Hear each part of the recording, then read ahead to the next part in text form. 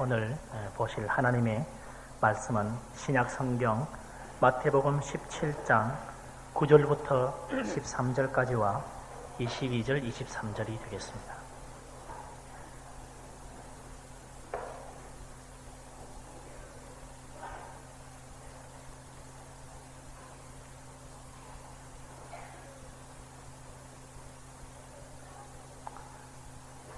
말씀을 받들어 읽겠습니다. 마태복음 17장 9절부터 13절과 22, 23절입니다. 저희가 산에서 내려올 때에 예수께서 명하여 가라사대 인자가 죽은 자 가운데서 살아나기 전에는 본 것을 아무에게도 이르지 말라 하시니 제자들이 묻자와 가로되 그러면 어찌하여 서기관들이 엘리야가 먼저 와야 하리라 하나이까? 예수께서 대답하여 가라사대 엘리야가 과연 먼저 와서 모든 일을 회복하리라. 내가 너희에게 말하노니 엘리야가 이미 왔으되 사람들이 알지 못하고 임의로 대우하였도다. 인자도 이와 같이 그들에게 고난을 받으리라 하시니 그제야 제자들이 예수의 말씀하신 것이 세례 요한인 줄을 깨달으니라. 22절, 23절을 읽습니다. 갈릴리에 오실 때에 예수께서 제자들에게 이르시되 인자가 장차 사람들의 손에 넘기워 죽임을 당하고 제3일에 살아나리라 하시니 제자들이 심히 근심하더라. 아멘. 이제 하 목사님께서 변화산에서 내려오신 예수님이란 제목으로 말씀을 선포하실 것입니다.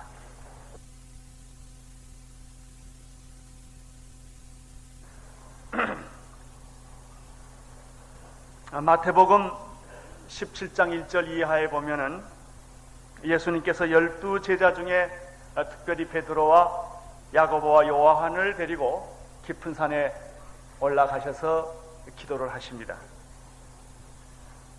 기도하던 중에 제자들은 굉장히 놀라운 사건을 목격하게 되었습니다.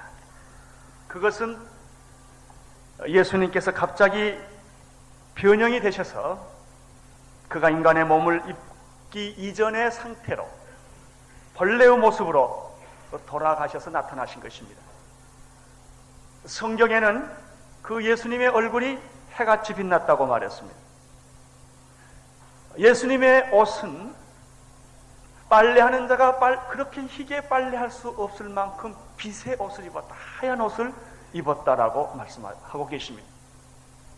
그 당시에 예수님은 물론 팔레스타인의 그 유대인의 전통적인 그런 모습을 하고 계셨을 것입니다. 우리가 흔히 산에 사진에서 보았듯이 혹시 턱수염이 계셨는지도 모르겠습니다. 긴 머리, 노랑머리, 파란 눈일지도 모르겠습니다. 그러나 그런 모습이 아닌 전혀 그 모습과 다른 그 해가 힘있게 빛을 비추는 그런 모습과 그 당시 유대인들이 입었던 그런 옷이 아닌 빛의 옷을 입고 나타나신 장면을 그들이 목격한 것입니다. 그리고 예수님이 구약을 대표하는 모세와 예언자를 대표하는 엘리야와 함께 대화를 하고 있었습니다. 뿐만 아닙니다. 바로 그때 호련히 빛난 구름 속에서 다음과 같은 음성이 들린 것입니다. 이는 내 사랑하는 아들이요 내 기뻐하는 자라. 너희는 저의 말을 들어라. 예수님의 제자들은 이러한 변형된 예수 그리스도를 목격하고 하나님의 음성을 들었을 때 실로 큰 충격을 받았습니다. 땅에 엎드러졌고 성경에 보면은 두려움에 사로잡혔다라고 말하고 있습니다. 사실 거룩을 경험할 때 우리는 두려움에 사로잡히게 됩니다. 영국의 유명한 대주교가 한 분이 평생 동안 기도하면서 하나님의 음성을 들려달라고 기도했다고 합니다. 그런데 그가 나이 많이 들어서 기도하던 중에 실제로 하나님의 음성을 들었을 때는 너무 놀라서 죽어버렸다는 것입니다. 하나님의 음성을 안 들을 때는 잘 살지만 진짜 들으면 충격을 받습니다. 하나님을 멀리서 볼 때는 괜찮습니다. 그러나 가까이 만나면 굉장한 충격을 받습니다. 그들은 충격을 받고 두려움에 사로잡혀 있었습니다.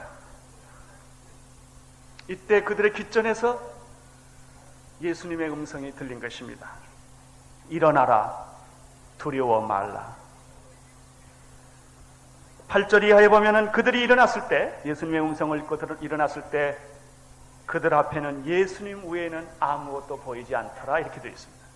그들이 늘 만났던 그 예수가 다시 그 앞에 있었던 것입니다. 이것이 바로 깊은 산에서 기도하다가 만난 놀라운 신비의 체험이요 충격이었습니다.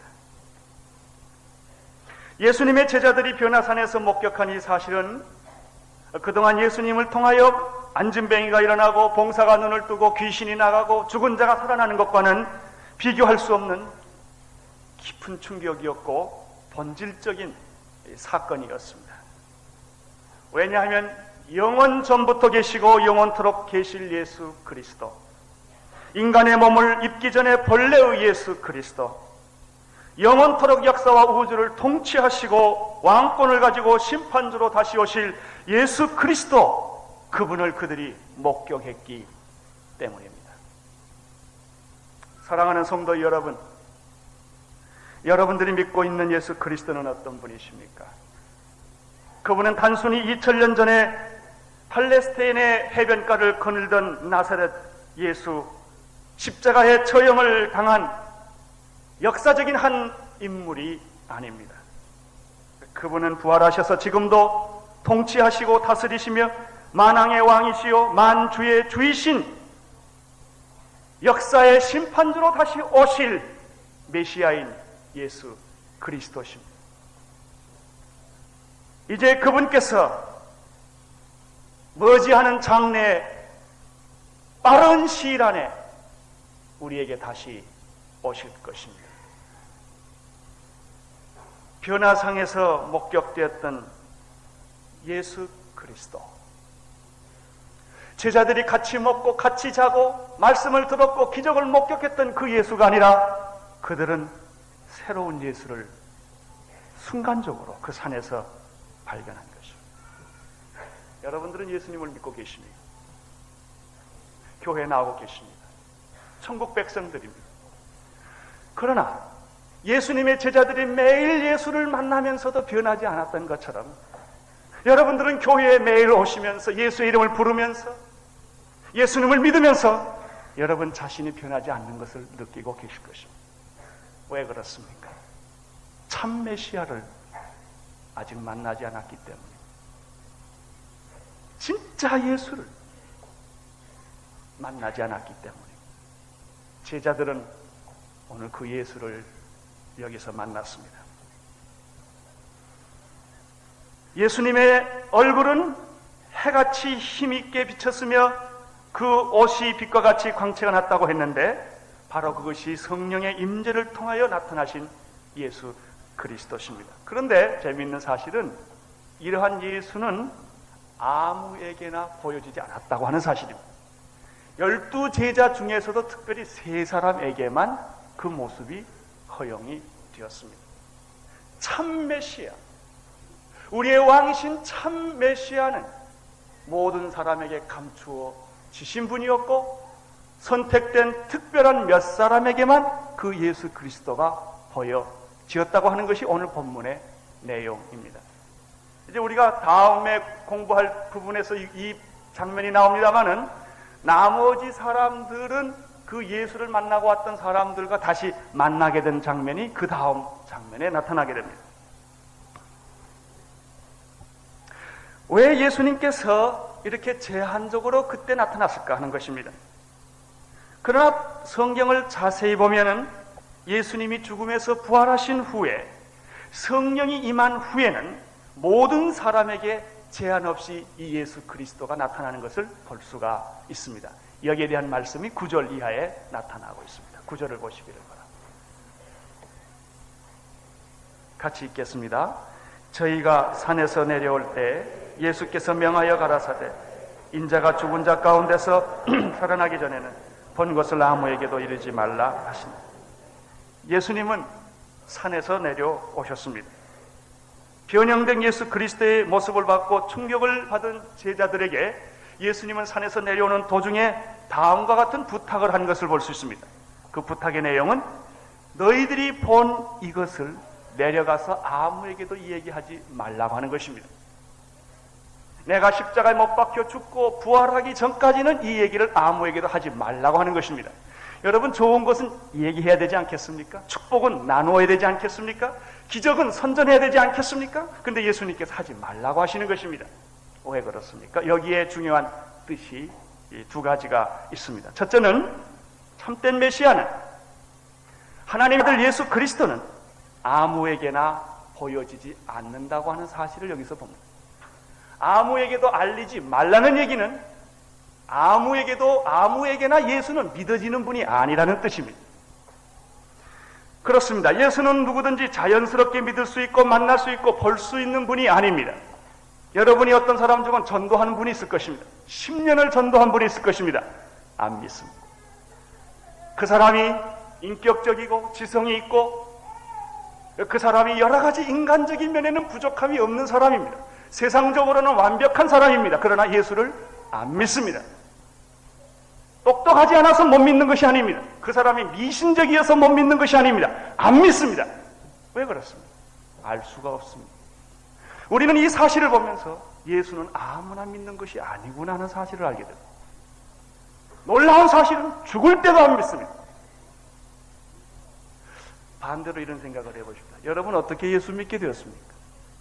놀라운 신비입니다. 내가 왜 예수 믿게 됐나? 똑똑해서 그런가? 도덕적으로 내가 선해서 예수를 믿는가? 남보다 잘나서 그런가? 죄를 남보다 안 지었기 때문에 내가 예수 믿을 자격이 있는 것인가? 그렇지 않습니다.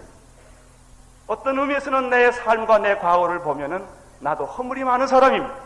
근데 어째서 나는 예수를 믿게 되었는가? 알 수 없는 신비입니다.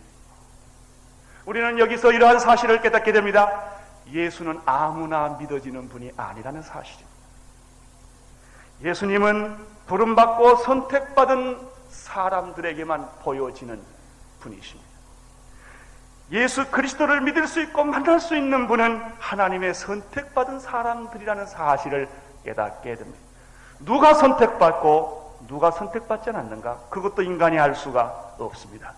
내가 믿은 걸 보면 선택받은 것이 분명합니다.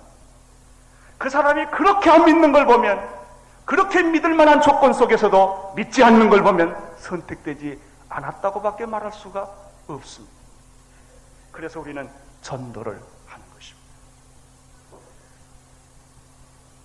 신비나 은혜는 받은 자만이 합니다. 특별히 은혜는 받은 사람만이 합니다. 은혜 받은 사람이 은혜 안 받은 사람한테 아무리 설명해봐야 그게 무슨 소리인지 전혀 이해하지를 못합니다. 마태복음 5장 8절에는 이런 말씀이 있습니다. 마음이 청결하는 자는 복이 있나니, 저희가 뭐라고 그랬습니까? 하나님을 볼 것이요. 하나님이 없는 것이 아닙니다. 하나님이 안 보일 뿐입니다. 태양이 없는 것이 아닙니다. 태양을 거부하기 때문에. 마음이 깨끗한 사람은 하나님을 볼 수 있다고 말했습니다. 도덕적으로 깨끗하고 윤리적으로 깨끗한 것이 아니라 보혈의 피로 그 죄가 사함을 받고 성령의 인치심을 받은 사람들에게는 하나님이 느껴지고 하나님이 만나지고 하나님이 체험되고 하나님이 믿어진다는 사실입니다. 놀라운 신비. 마음이 청결한 사람은 하나님을 볼 것이에요. 마태복음 25장 35절 이하에는 예수님이 이런 비유로 말씀하신 적이 있습니다. 내가 줄일 때 너희가 먹을 것을 주었고, 목마를 때 마시게 하였고, 나그네 되었을 때 영접하였고, 벗었을 때 옷을 입혔고, 병들었을 때 돌아보았고, 옥에 갇혔을 때 와서 보았느니라. 이때 의인들이 이렇게 대답합니다. 주여, 우리가 언제 그렇게 했나이까? 그렇게 한 기억이 없습니다. 이때 40절에서 이런 말씀을 하십니다. 내 형제 중에 지극히 작은 자 하나에게 한 것이 곧 내게 한 것이니라. 이 무슨 뜻이에요?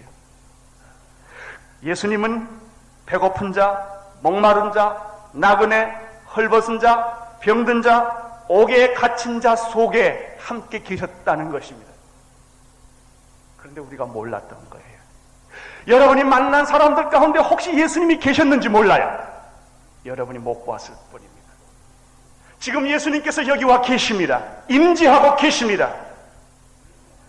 믿음 있는 자만 느끼고 볼 뿐입니다.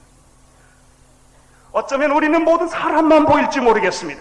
그러나 여러분 옆에, 여러분 마음에, 이 제단에, 설교하고 있는 이 강단에 예수님이 설교하고 계시는지도 모르겠습니다. 너희들이 배고팠을 때, 목말랐을 때, 헐벗었을 때, 병들었을 때, 내가 옥에 갇혔을 때 너는 나를 대접했다. 주여, 내가 언제 그랬습니까? 지극히 작은 자에게 한 것이 곧 나에게 한 것입니다. 불의한 사람들에게 예수님은 똑같이 말씀하셨을 때, 주여, 언제 우리가 예수님을 대접하지 않았습니까? 지극히 작은 자 하나를 대접하지 않는 것이 곧 나를 대접하지 않은 것이었다. 예수님은 믿는 자에게 보이십니다. 선택된 자에게 보이십니다. 예수님은 역사적인 한 인물이 아니십니다. 예수님은 하나님이십니다. 그래서 예수님은 오늘 너희가 본 것을 아무에게도 이루지 말라고 말씀하신 것입니다. 이 말씀 속에는 또 한 가지 뜻이 숨어 있습니다. 아무에게 하시면서 그 다음에 예수님은 다음과 같은 말씀을 하셨습니다. 9절을 다시 보십시오. 인자가 죽은 자 가운데서 살아나기 전에는, 인자가 죽은 자 가운데서 살아나기 전에는 본 것을 아무에게도 이르지 말라. 팔레스타인의 해변과 도시를 걷고 있는 나사렛 사람 예수는 그 당시 사람들이면 누구든지 만날 수 있었습니다. 만약 여러분도 2000년 전에 그 당시 상황에 있었더라면 예수를 만날 수 있었을 것입니다. 예수의 옷자락을 만질 수 있었고, 예수와 악수할 수도 있었고, 뽕나무에 올라가서 만날 수도 있었고, 예수님의 설교를 직접 들을 수가 있었고, 예수님의 기적을 직접 목격할 수도 있었습니다. 그러나 그들이 다 예수를 본 것은 아닙니다. 그렇게 보았지만, 그분이 기적을 베풀어 주신 떡을 먹었지만 그들은 예수를 보지 못했습니다. 많은 사람들이 수없이 주일날마다 교회 오지만 예수를 만나지 못하고 돌아가는 사람이 너무 많다는 것입니다. 만약 여러분들이 예수를 정말 만났다면 여러분은 변화되고 말 것입니다. 예수를 믿으면서 죄와 싸워 이기지 못하고, 마귀와 늘 싸워 패배하는 생활을 하고, 갈등을 느끼고 고민을 하고 괴로워하고, 예수 믿으면서도 불안하고, 예수 믿으면서도 마음에 기쁨이 없고, 초조하고, 죽음에 대한 불안이 있고. 왜 그렇습니까? 참 예수를 아직 못 만났기 때문에. 그들이 예수를 만났지만, 나사렛 예수를 수없이 만났고 설교를 들었고 기적을 목격했지만 그들은 예수를 못 보았습니다. 그 시대의 대중들은 예수를 못 본 것입니다.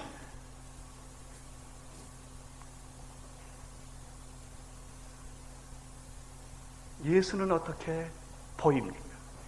참 메시아는 어떻게 보입니까? 오늘 예수님에 의하면은 인자가 십자가에서 고난을 당하고 부활하리라. 그때는 말해도 괜찮다고 그랬습니다. 부활하신 예수 그리스도를 믿을 때입니다. 부활하신 예수 그리스도를 여러분이 만날 때 참 메시아는 만나신다 하는 뜻이 이 말씀 속에 숨겨져 있는 뜻입니다.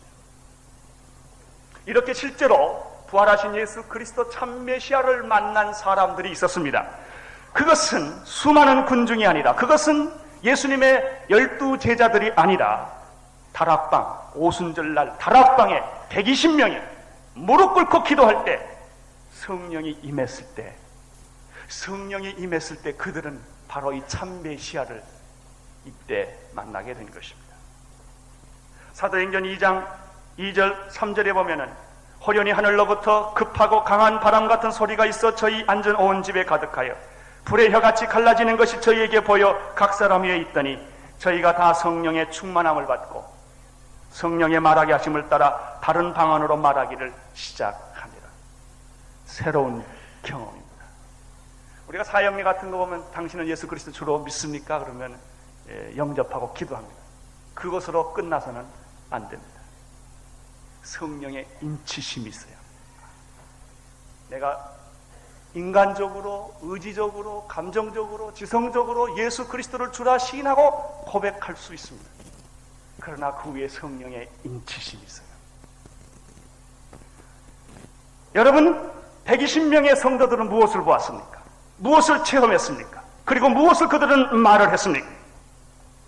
한마디로 말하면 성령으로 임재하시는 부활하신 예수 그리스도십니다. 그분은 그 전에 만났던 그분과는 다른 각도로 제자들에게 만나신 것입니다. 오늘 우리들에게도 이러한 성령의 임재를 통하 역사하시는 예수 그리스도를 만나는 일이 필요합니다. 성령의 역사가 베드로를 중심으로 해서 120명 성도들에게 임했을 때 베드로가 벌떡 일어나서 무슨 설교를 했습니까? 그 사건을 경험하고 나서 베드로는 예수와 함께 살았고 예수의 죽음을 목격했고 예수의 부활을 목격한 사람입니다. 그래도 베드로는 변하지 않았습니다.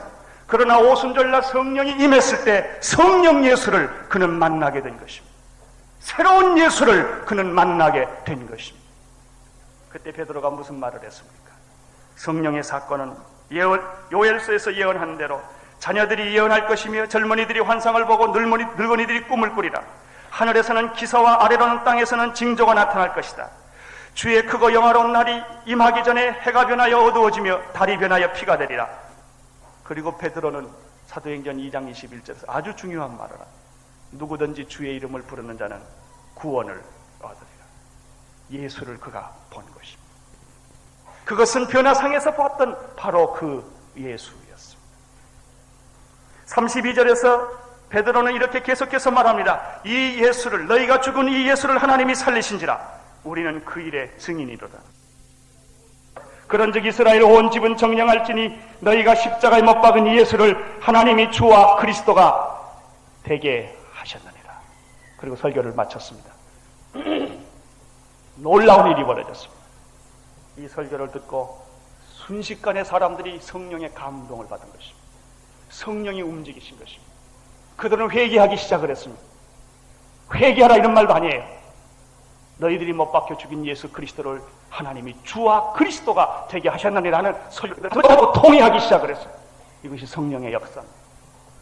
어느 날 갑자기 성령이 여러분에게 임하면 눈물이 나기 시작할 것입니다. 가슴이 찢어지는 이상한 경험을 할 것입니다. 통회하는 경험을 할 것입니다. 갑자기 죄가 생각나기 시작할 것입니다. 어떤 때는 회개하려고 주먹을 쥐고 소리를 지고 금식을 해도 회개가 안 되던 것이 어느 날 갑자기 내 마음속에서 뜨거운 역사가 일어나면서 회개가 일어나는 그런 경험을 여러분이 하셨을 것입니다. 3,000명이 동시에 그들이 가슴을 치며 회개하기 시작을 했습니다. 성령이 움직이신 것입니다. 성령 예수께서 나타나신 것입니다. 우리는 성부 하나님이라는 말을 씁니다. 오순절에 나타난 예수 그리스도십니다. 부활하시고 승천하셔서 지금도 하나님의 우편에서 역사와 우주를 통치하시는 예수 그리스도, 바로 그분이 보여지고 체험되고 믿어졌던 것입니다. 지금 이 예수 그리스도가 변화상에서 잠깐 나타나신 것입니다. 오늘 우리가 만나고 체험하고 믿어야 할 예수 그리스도가 바로 이분이십니다. 오늘 이 말씀 속에서 우리가 한 가지 더 중요한 교훈을 발견할 수가 있습니다. 다시 구절을 보시기를 바랍니다. 같이 읽겠습니다. 저희가 산에서 내려올 때 됐습니다. 예, 여기까지요. 저희가 산에서 내려올 때 예수님과 제자들은 높은 산에서 거룩하고 신령한 체험을 했습니다. 순식간입니다. 상상할 수 없는, 그것은 안진뱅이 일어나고 봉사가 눈을 뜨고 죽은 자가 살아나는 것과 비교할 수 없는 본질적인 영적인 체험입니다. 여러분, 이 병 낫는 거 정도가 문제가 아닙니다. 참 메시아, 참 하나님을 그대로 본 것입니다. 그런데 예수님이 제자들을 데리고 산으로 내려가자 그러셨습니다. 그리고 산으로 내려오셨습니다. 여기에 아주 중요한 교훈이 있습니다. 왜 예수님이 산에서 내려오셨을까요? 십자가를 지기 위해서. 예수님은 결코 거룩한 산에 머물러 있지 않았습니다. 이번에 수양회도 보니까 이런 걸 발견해요. 너무 어떤 좋으신 분은 하루만 더 했으면 좋겠다 그래요. 이틀만 좀 더 했으면 좋겠다. 좀 집에 가지 말고 여기 좀 더 있었으면 좋겠다 그래요. 사람은 누구든지 좋으면 더 있고 싶어요. 그러나 예수님은 거룩한 산에 있기를 원치 아니하시고 제자들과 함께 산으로 내려오셨는데, 산으로 내려가신 이유는 더 좋은 곳을 가기 위해서가 아니라 십자가를 지기 위해서였습니다. 22절과 23절을 보시기를 바랍니다. 같이 읽겠습니다. 갈릴리에 모였으니 예수께서 제자들에게 이르시되 인자가 장차 사람들의 손에 넘겨 죽임을 당하고 제3일에 살아나리라 하시니 제자들이 심히 근심합니다. 예수님은 자기가 죽을 것을 아셨습니다. 산에서 내려오셔서 그는 십자가의 길로 걸어가십니다. 이것이 예수님이 산에서 내려오신 이유입니다. 우리의 이상은 천국이지만 현실은 언제나 십자가가 기다리고 있는 것입니다. 높은 산에서 영적인 깊은 체험을 했다면 반드시 십자가가 있는 현실로 돌아와야 합니다.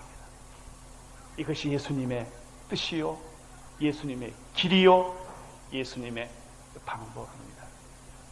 오늘 여러분들이 주일날 이렇게 하나님을 만나는 거룩한 예배를 드리고 이 자리를 떠났다면 골프장으로 가는 것이 아닙니다. 가난하고 병들고 찌들리고 냄새나는 곳으로 여러분의 발걸음을 옮기셔야 합니다.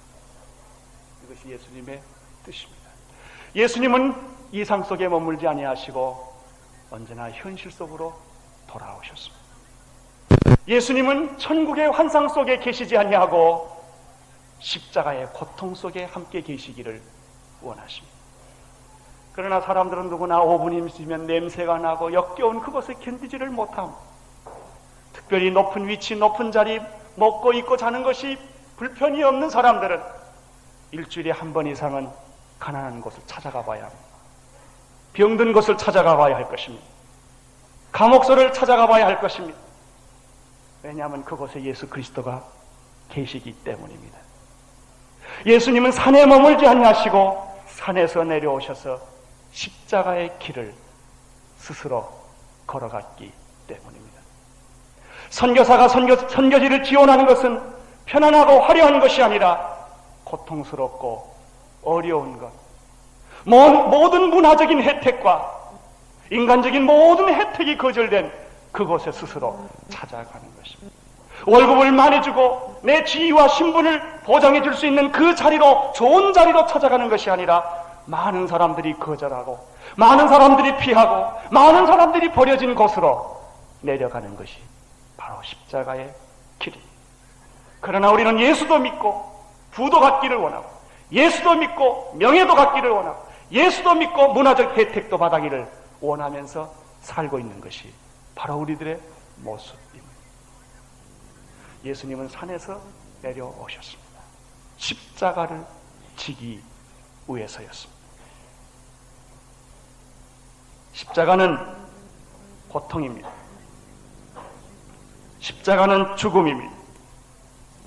십자가는 투쟁입니다. 십자가는 절망입니다. 모든 그리스도인의 갈 길도 마찬가지입니다.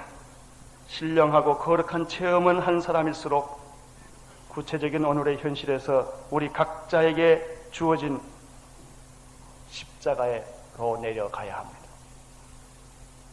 이 말씀하시기 전에 예수님은 우리들에게 아무든지 나를 따라오려거든 자기를 부인하고 자기 십자가를 지고 날마다 나를 쫓으라 라고 말씀하셨습니다. 우리는 이렇게 말할 수가 있습니다. 만약에 우리들이 져야 할 십자가와 가야 할 십자가의 길이 없다면 우리는 더 이상 예수님의 제자가 아닐지도 모르겠습니다. 우리가 져야 할 십자가와 내가 가야 할 십자가의 길이 없는 사람, 그것을 생각하지 않는 사람은 더 이상 예수님의 제자가 아닐지도 모르겠습니다. 십자가의 길은 단순히 고통과 죽음과 투쟁과 절망뿐이 아닙니다. 예수님에 의하면은 영광스러운 부활이 기다리고 있다고 했습니다. 이런 의미에서 십자가를 기쁘게 지면서 죽어가는 것이 곧 부활신앙입니다. 우리 크리스천들은 왜 십자가를 기쁘게 지는가? 그 뒤에 부활의 영광이 있다는 사실을 믿기 때문입니다. 그 부활의 영광이 있기 때문에 남이 가지 않는 곳에 가고, 남이 보지 않는 것을 보고, 남이 하지 않는 일을 스스로 자처하는 것입니다.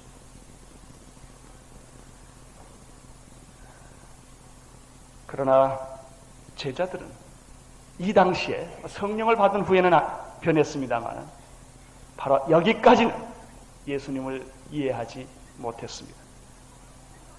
10절부터 13절을 보시겠습니다. 같이 읽겠습니다. 제자들이 묻자와 가로되 그러면 어찌하여 서기관들이 엘리야가 먼저 와야 하리라 하나요?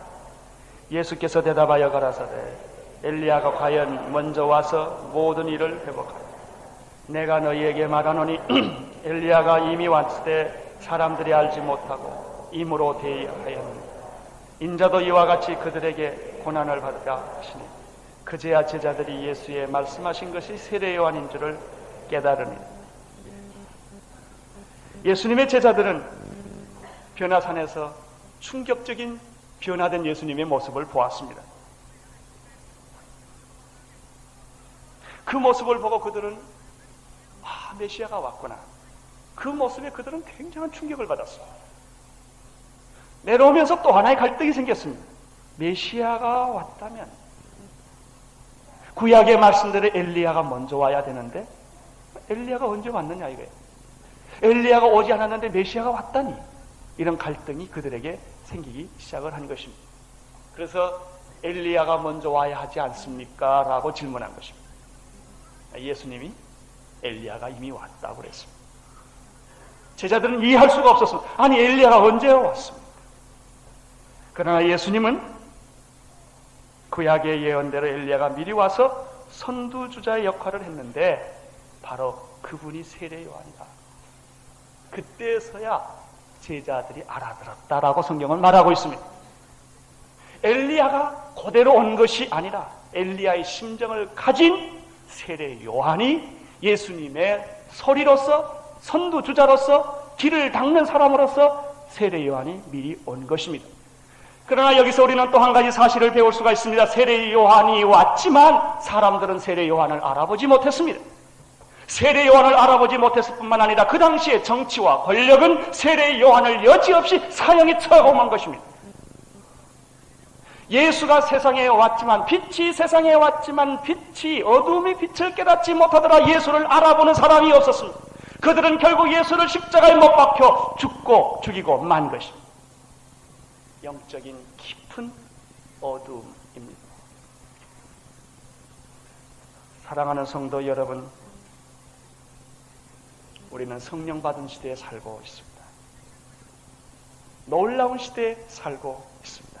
누구든지 예수 그리스도 이름을 부르는 자는 구원을 얻으리라. 비록 우리가 예수님과 함께 살지 않았고 같이 먹지 않았고 같이 자지 않았고 예수님의 설교를 직접 듣지 않았지만은 그러나 여러분이 정말 오늘 이 시간에 성령으로 거듭나고 변화되고 새 사람 되기를 원한다면 참 메시아를 만날 수가 있습니다. 이것이 중요합니다. 오늘 여러분 이 예수 그리스도를 만나보고 싶지 않습니까?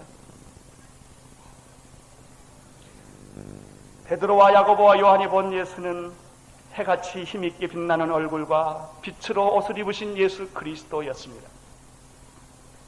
계시록 1장 13절 16절에는 그 예수에 대해서 좀 더 자세히 설명하고 있는데 일곱 금 촛대 사이에서 발에 끌리는 하얀 빛의 옷을 입으시고 가슴에는 금띠를 띠시고 그 머리와 털의 희기는 흰 양털과 같고 눈과 같으며 그의 눈은 불꽃과 같으며 그의 발은 풀무에 단련된 빛난 주석과 같고 그의 음성은 물소리와 같고 많은 물소리와 같고 폭포수와 같은 그 목소리 그 오른손에는 7별이 있고 그 입에서는 좌우에 날쌘 검이 나오고 그 얼굴은 해가 힘있게 비추는 것과 같은 그 예수 그리스도가 지금 여기에 계십니다.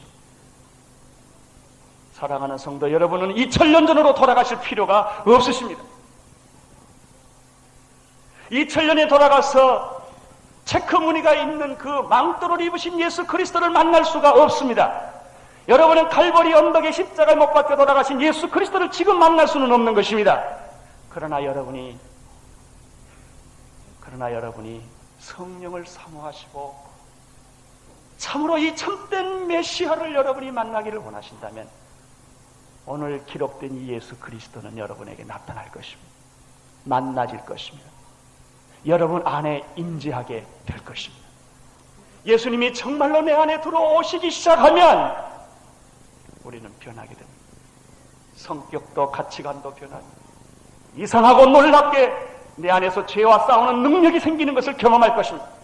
예수를 믿을 뿐만 아니라 예수 이름으로 능력을 갖게 됩니다. 예수를 믿을 뿐만 아니라 내 안에 있는 모든 죄가 녹아지는 것도 경험하게 될 것입니다.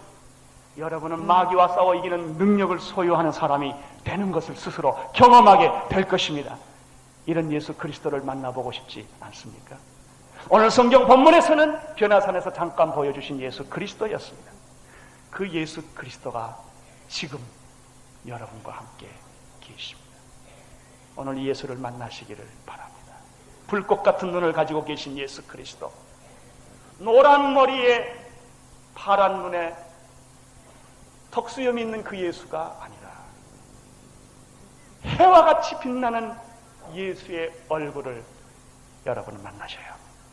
불꽃 같은 그 눈, 7배를 드신 그분, 영광스러운 통치자이신 그분, 영원한 순결이시며 영원한 거룩이시며 영원한 역사의 왕이시며 우주의 통치자이시며 왕권을 가지신 그 예수 그리스도가 여러분의 주인이 되어야 합니다. 그리고 우주의 통치자로 나타나셔야 합니다. 기도하겠습니다.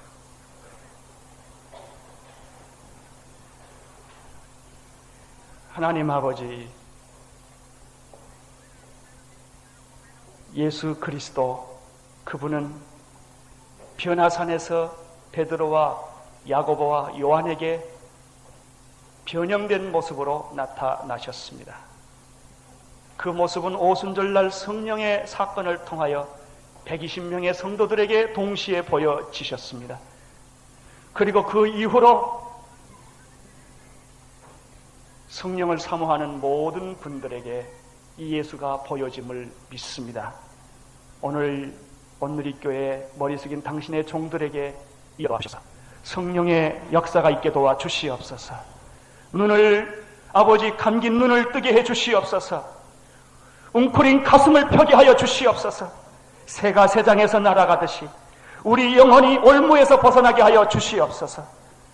목마른 신앙생활 하지 말게 하시고 충만한 신앙생활하게 하여 주옵소서. 갈등을 느끼는 신앙생활 하지 말게 하시고 능력 있는 신앙생활하게 하여 주시옵소서. 주여, 우리 성도들에게 세상을 이길 권능을 주시옵소서. 우리 성도들에게 이 세상의 죄악을 이길 수 있는 성령의 능력을 주시옵소서. 예수님은 살아서 지금도 우리를 통치하고 계심을 믿습니다. 예수님 이름으로 기도드리옵나이다. 오늘 아침 우리에게 주시는 하나님